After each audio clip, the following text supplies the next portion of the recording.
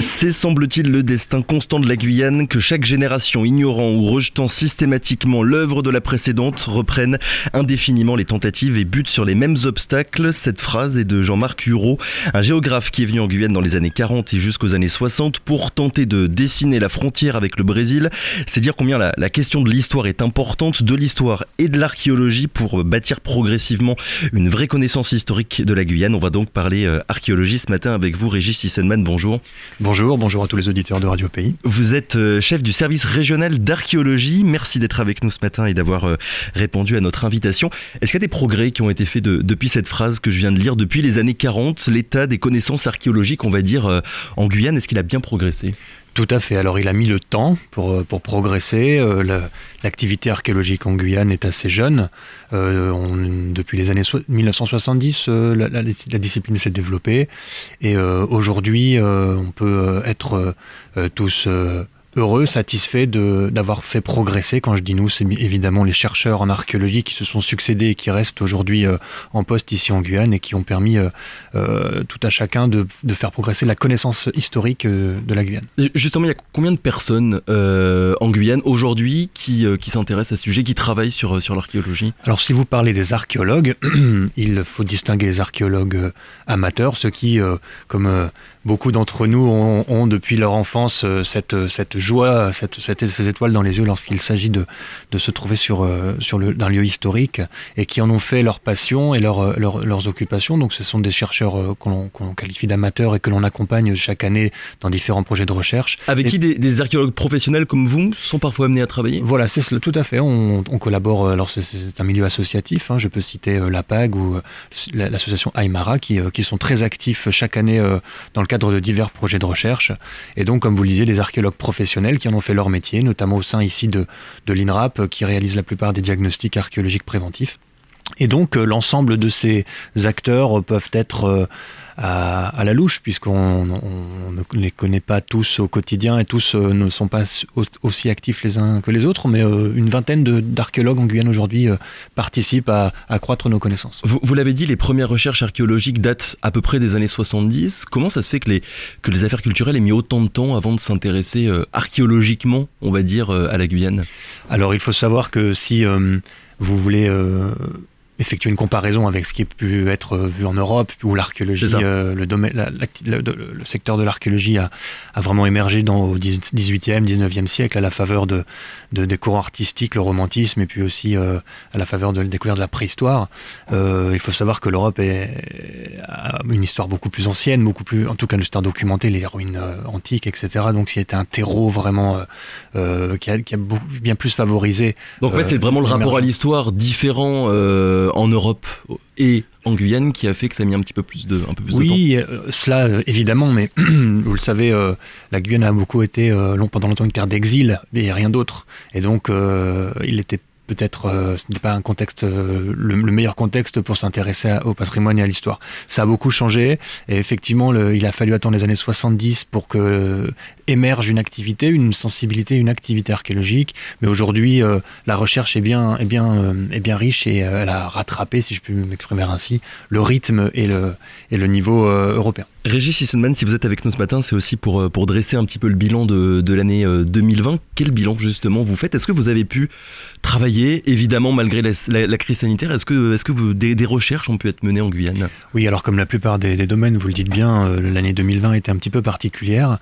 Beaucoup de chercheurs, notamment étrangers ou métropolitains, n'ont pas pu, pour diverses raisons, rejoindre notre territoire pour mener leurs recherches, mais une dizaine de projets a pu quand même être menés. Parmi eux, un projet collectif sur le Bagne qui est coordonné par le laboratoire Minéa de l'Université de Guyane. Beaucoup de missions sur l'histoire des Wayana et avec les Wayana sur le secteur d'Antekumpata. Beaucoup de travaux également sur l'archéologie coloniale, sur les rives de la Proa, Garoura, à Loyola évidemment, qui est une mission pérenne. Si on rajoute à cela la formation que l'on donne aux étudiants de l'Université de Guyane et les chantiers écoles que l'on a ouverts cette année, Si on doit tirer un bilan... Les chantiers écoles ? Oui, des chantiers qui permettent à ces étudiants en histoire de toucher l'archéologie, de toucher la terre et pas seulement les livres. Ce ne sont pas simplement quelque chose d'abstrait, on va dire. Non, voilà, ce sont des formations pratiques qui permettent, on l'espère, de susciter des vocations, car l'archéologie guyanaise manque de personnel. Et donc, si on doit tirer un bilan, on peut quand même finalement être satisfait. On reviendra en détail tout à l'heure sur des recherches en particulier qui sont menées en Guyane, mais j'aimerais d'abord qu'on revienne sur une fausse idée, on va dire largement répandue quand on parle d'archéologie en Guyane, et plus précisément dans la forêt. Comment est-ce que vous expliquez qu'encore aujourd'hui, l'idée que la forêt amazonienne n'est qu'un espace vierge continue d'être aussi répandue ? Oui, alors c'est l'héritage de la pensée des siècles derniers, où on avait l'image d'une forêt vierge, impénétrable, qui est d'ailleurs toujours bien présente dans l'imaginaire collectif. Alors il faut savoir qu'effectivement la recherche archéologique depuis 30 ans a progressivement contredit cette vision, et par la profusion de campagnes de prospection en forêt, et puis plus récemment par des prospections un petit peu plus technologiques, on y reviendra peut-être pour parler du lidar. Et donc aujourd'hui, on le sait, la forêt a été depuis longtemps occupée, parfois même densément occupée.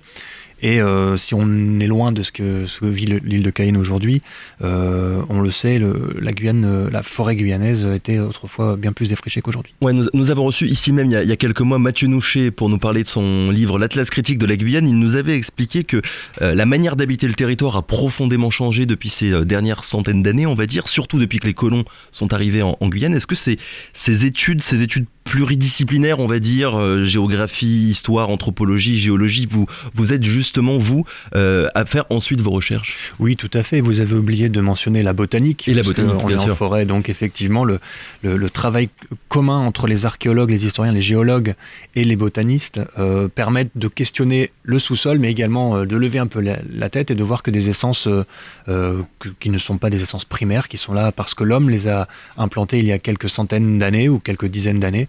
Tout ce travail collectif, comme vous le dites, permet de revisiter, de donner une nouvelle image à la forêt guyanaise. Je parlais tout à l'heure d'un projet du côté d'Antekumpata, donc on est vraiment là près des Tumucumac. Il est clair qu'aujourd'hui, ça nous semble un petit peu être les marges d'un territoire, les confins du Suriname, du Brésil et de la Guyane, mais il faut savoir qu'à l'époque, c'était un centre névralgique d'une population, les Wayana, qui ont émergé, qui se sont développés là-bas, donc on n'était pas du tout dans les mêmes visions. Donc ça veut dire vraiment que le travail de l'archéologue aujourd'hui, ça n'a plus rien à voir avec l'image un peu romantique qu'on peut tous avoir de l'homme en train de travailler seul avec son petit pinceau en train d'essayer de trouver des choses dans la terre. Vraiment, il y a un travail en amont énorme qui est aussi important finalement que les recherches en tant que telles quand vous êtes sur le terrain. Oui, alors c'est vrai que tous les archéologues apprécient qu'on les imagine tels que Harrison Ford ou Lara Croft, bien sûr, mais c'est loin d'être la réalité. Encore que en Guyane, lorsque l'on est à plusieurs jours de pirogue en plein milieu de la forêt, à bivouaquer et à fait finalement dans un contexte, dans un paysage qui est le même que ces romans et que ces histoires-là, on peut-être nous aussi se permettre de fantasmer. Les vestiges les plus anciens trouvés en Guyane, aujourd'hui, à l'heure actuelle, ils remontent à quelle période ? On est à peu près autour de 7000 ans avant notre ère, enfin en tout cas avant l'heure où je vous parle là. La fouille la plus récente qui a mis au jour des vestiges anciens, c'est la fouille préventive menée par l'INRAP sur le site de Luna 2 à Kourou, sur le centre spatial guyanais, qui a été faite préalablement à la construction du pâtir d'Ariane 6. Et est-ce qu'il y a encore des zones aujourd'hui qui sont totalement vierges archéologiquement, qui n'ont jamais été fouillées, sur lesquelles il n'y a jamais eu de recherche ? Oui, malheureusement, et vous le savez, la forêt est un territoire qui est très peu accessible, et donc on a encore aujourd'hui du mal à aller traîner nos bottes dans des secteurs très reculés. Donc oui, effectivement, on a beaucoup de secteurs pour lesquels nous n'avons que des suppositions encore et qui sont pour le coup archéologiquement vierges.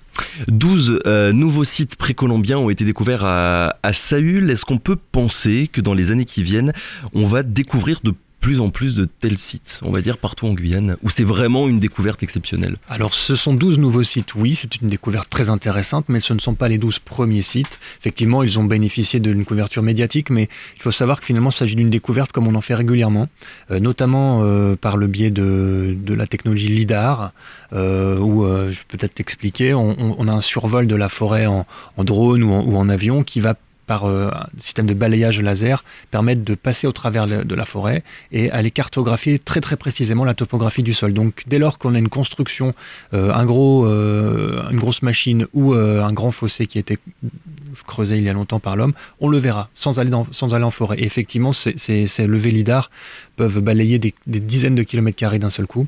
Et à chaque fois qu'on fait un programme de ce type, des sites émergent à profusion. Et via ces technologies, on trouve, c'est ça, des cercles autour parfois de certains monticules, on va dire, et qui nous font penser que peut-être il y a quelque chose. Alors ce n'est pas peut-être, forcément c'est la trace tangible d'une occupation humaine. Effectivement, vous abordez la question des sites couronnés, des montagnes couronnées que l'on appelle plutôt les sites à fossés, qui sont assez peu encore documentés, malgré les travaux de recherche de Michael Mestre en Guyane depuis de nombreuses années, notamment. Ce sont des sites qui sont effectivement situés en majeure partie sur des éminences et qui ont pu avoir différentes vocations que actuellement la recherche tente de déchiffrer. Régis Sissenman, vous avez commencé il y a quelques minutes à en parler sur les méthodes de fouille, les méthodes de recherche. Est-ce qu'elles ont des particularités en Guyane? Est-ce que vous devez utiliser certaines technologies plus qu'ailleurs pour réussir justement à découvrir certaines choses? Alors, on doit d'abord utiliser moins qu'ailleurs la fouille archéologique, car la forêt empêche beaucoup l'accès déjà, mais surtout, si un site est aujourd'hui en forêt, avant de pouvoir le fouiller, il faut défricher. C'est quelque chose qui est non seulement destructif pour la forêt, pour les sites eux-mêmes, mais également, lorsque l'on s'en va, la repousse de la forêt va encore plus détruire les vestiges, qui aujourd'hui sont, on va dire, scellés, conservés par la forêt. Donc, ce sont des méthodes que l'on doit s'adapter, donc se baser nos recherches sur la prospection, qu'elle soit pédestre, qu'elle soit géophysique, avec différents appareils qui permettent de lire le sous-sol sans l'ouvrir. Et puis, évidemment, le lidar, qui est depuis 10 ans et en métropole et ici un outil très très utile. C'est plus long, plus dur qu'ailleurs de faire des recherches en Guyane? Oui, c'est plus cher aussi. Et c'est plus cher? Voilà, oui, tout à fait. Il faut beaucoup d'abnégation. Alors évidemment, fouiller à Remire-Montjoly ou à Cayenne ou à Matoury, c'est beaucoup plus simple que fouiller à Saül. Donc effectivement, ce sont des missions qui se montent, qui se préparent bien plus, qui se montent avec beaucoup plus de financement et pour des résultats qui sont beaucoup plus difficiles à acquérir. Régis Sissenman, l'année dernière, une équipe de chercheurs était venue en Guyane au niveau de l'embouchure du Maroni pour tenter de retrouver l'épave du Leusden, ce navire négrier qui aurait échoué vers Awala, c'est bien ça? Oui, c'est ça, à l'embouchure du Maroni, un navire esclavagiste qui transportait 700 esclaves environ, et qui a sombré en 1738, qui aujourd'hui, avec sa cargaison, si je peux m'exprimer ainsi, et qui aujourd'hui, dont la localisation n'est pas connue. Donc effectivement, une équipe franco-néerlandaise dirigée par Michel Lourd du DRASM, le département de recherche archéologique subaquatique et sous-marine, s'est enquéri en 2019 d'une prospection magnétique. Donc je vous parle à nouveau de prospection. Un drone a survolé l'embouchure sur plusieurs kilomètres carrés pour tenter de déceler des anomalies magnétiques. Et il y a quelques anomalies qui sont apparues, donc l'équipe devait revenir en 2020. Ouais. Elle fait partie de ces équipes qui n'ont pas pu. Elle reviendra cette année? Et Michel Lourd, le directeur, m'a confirmé effectivement que 2021 était programmé. Donc on peut espérer peut-être que lors de la prochaine venue de ces chercheurs en Guyane, ils puissent réussir à trouver cette épave. On l'espère tous, oui. Comment est-ce que vous décidez de travailler sur telle zone, sur tel site? C'est une décision importante, vous l'avez dit, c'est des recherches qui coûtent cher. Vous y allez en ayant quand même une certitude assez solide de trouver quelque chose, ou parfois vous y allez un petit peu, vous sautez un petit peu dans l'inconnu? Non, alors les chercheurs, dans le cadre de leurs travaux, sont amenés à se poser des questions. Pour y répondre, ils ont le choix. Pour les périodes récentes, ils peuvent aller en archive, faire des recherches. Et puis si cela ne suffit pas, ou alors s'ils s'intéressent aux périodes plus anciennes, effectivement, il faut aller questionner le sous-sol, les vestiges que les hommes ont laissés. Et pour ce faire, ils doivent demander une autorisation à l'État, évidemment, car le service de l'archéologie, la mission première, c'est la conservation du patrimoine et non pas sa consommation. Et donc, le choix de ces sites est fait par rapport à la question posée et par rapport à l'état des connaissances. Donc, effectivement, on va proposer ou on va autoriser un chercheur à aller s'intéresser à un site qui est déjà connu. Ça, c'est l'archéologie fondamentale, l'archéologie programmée. Il y a également l'archéologie préventive, où là, l'archéologue ne choisit pas du tout où il fouille, c'est l'aménagement du territoire qui va le guider. il va y avoir des travaux en particulier à tel endroit, et donc du coup les archéologues vont arriver pour essayer de voir s'il n'y a pas des choses avant que l'immeuble soit construit ou avant que le site soit totalement recouvert finalement. Oui, exactement. L'archéologie préventive s'inscrit dans les démarches d'urbanisme. Lorsque, vous l'avez dit, un centre commercial, des travaux de voirie, etc. veulent être aménagés, le service de l'archéologie évalue s'il y a un risque de destruction de site archéologique. Si c'est le cas, il peut prescrire un diagnostic que l'INRAP, l'Institut national de recherche archéologique préventive, effectue. Et si ces tranchées révèlent effectivement la présence d'un site, il peut y avoir une fouille archéologique. Et là, vous voyez, le choix du site est guidé par l'aménagement lui-même et pas par l'archéologue. Il y a malheureusement un autre sujet qui arrive quand on parle d'archéologie, ce sont les pillages archéologiques.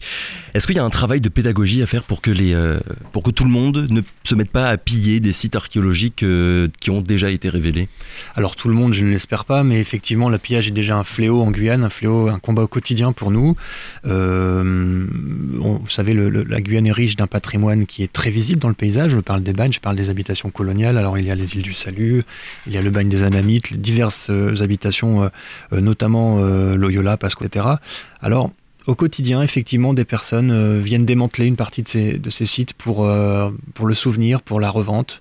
Il n'est pas rare que les douanes interceptent des colis avec différents objets, des poteries amérindiennes, etc. Donc c'est on se souvient des briques, des bagnes il y a quelques années qui étaient vendues sur Internet. Tout à fait, mais il y a quelques jours encore, nous avons été obligés de mener une expertise auprès des douanes à l'aéroport car un nouveau colis avait été intercepté.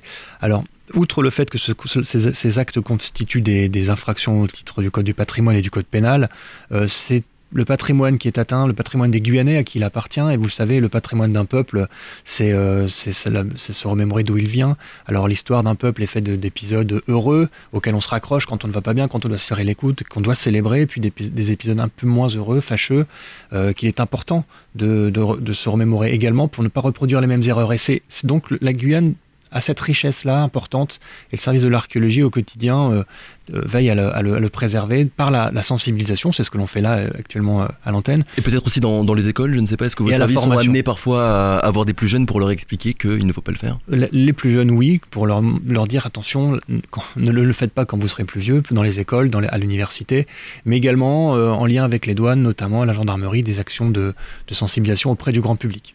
Ne pillons pas les sites archéologiques, on terminera sur ces mots. Merci beaucoup Régis Hussenman d'avoir été avec nous ce matin.